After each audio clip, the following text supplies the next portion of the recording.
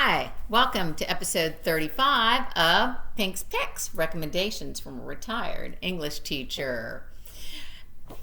Appropriate for New Year's Eve, we're going to be doing things just a little bit differently today.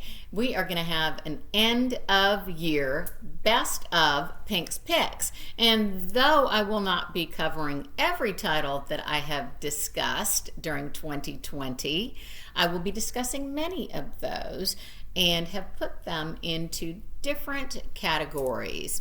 We're going to start with thrillers because that's what I discussed in episode 1.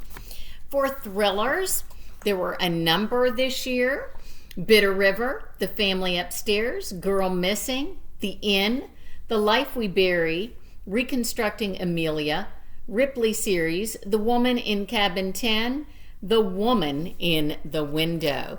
And the winner is Patricia Highsmith's Ripley series for her absolutely diabolical protagonist, Tom Ripley. Another category that I read several titles in would be journeys.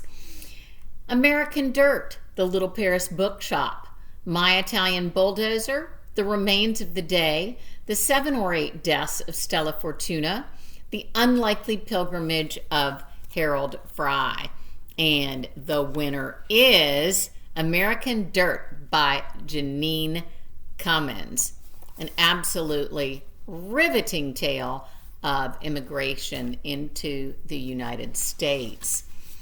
For multicultural, LGBTQ, An American Marriage, Crazy Rich Asians, Counting by Sevens, Go Tell It on a Mountain, If Beale Street Could Talk, Less, The Namesake, Red at the Bone, and The Vanishing Half. And the winner is, it's a tie, The Namesake by Jhumpa Lahiri and The Vanishing Half by Britt Bennett. Both absolutely fabulous stories with unexpected characters. For nonfiction, there are actually 2 memoirs on this list of 4.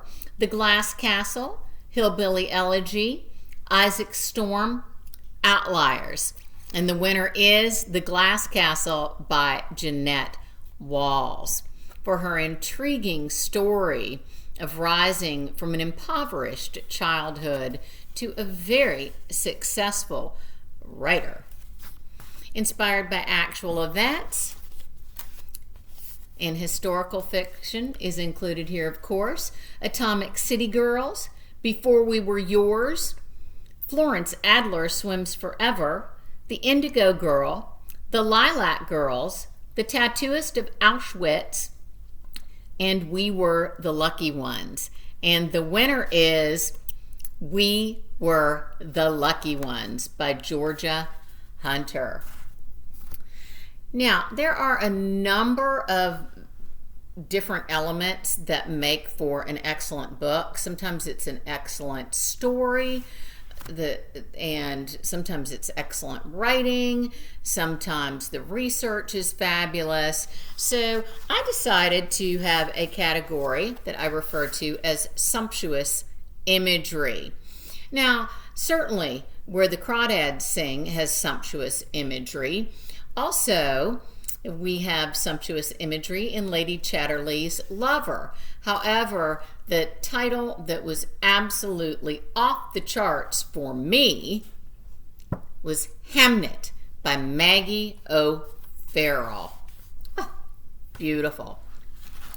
In another category where we have books that are excellent in a number of ways, Page Turner, Clever Premise, Exceptionally organized structure, memorable setting, interesting, likable characters, fabulous syntax and diction. The winner is A Gentleman in Moscow by Amor Towles. And sometimes there are books that just absolutely defy description because they are excellent in so very many ways. Illustrated here, I picked Jacqueline Woodson's Red at the Bone. Her writing just blew me away. Absolutely blew me away. Now, there were some categories that I didn't cover, and that was, for example, young adult.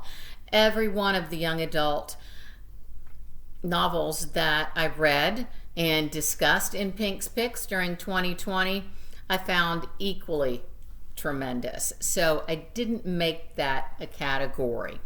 I would like to recommend a book or a couple of books actually that I think are appropriate for the beginning of 2021 if you want to be inspired, particularly for creative minds, but for others as well. They're just fun, easy read with interesting graphics inside. And Steal Like an Artist by Austin Kleon. He has another one. It's called Show Your Work.